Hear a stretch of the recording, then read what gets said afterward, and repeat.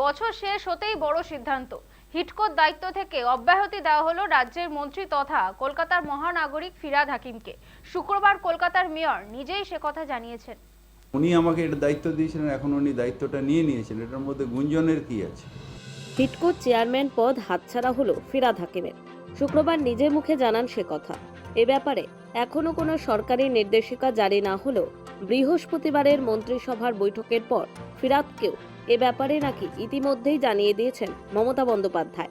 শুক্রবার জানান ফিরহাদ হাকিম, বললেন গুঞ্জনের কিছু নেই, তাকে একসময় হিডকোর দায়িত্ব দিয়েছিলেন মুখ্যমন্ত্রী, এখন উনি নিয়ে নিয়েছেন। না, কোনো গুঞ্জনের কিছু নেই, এটা তো আমাদের ডিসিশন অফ চিফ মিনিস্টার।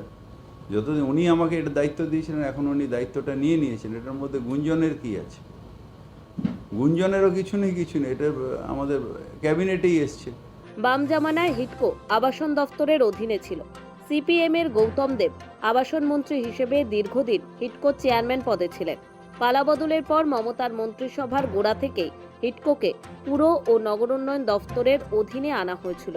তারপর থেকে প্রায় 14 বছর পদাধিকার বলে হিডকোর চেয়ারম্যান ছিলেন ফিরহাদই। এবার সেখান থেকে সরানো হলো ফিরহাদ হাকিমকে। শুক্রবার ছিল টক টু মেয়র।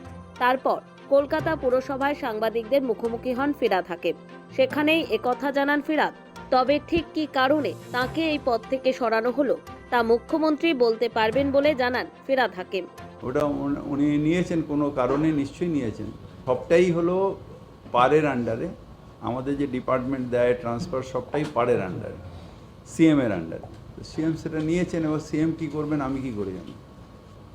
সিএমই দিয়েছেন, সব ডিপার্টমেন্ট আমার যে মন্ত্রিসভা সেটা সিএমই দিয়েছে, মেয়র সিএমই ঠিক করেছে, তো যে দেবে সেই নেবে।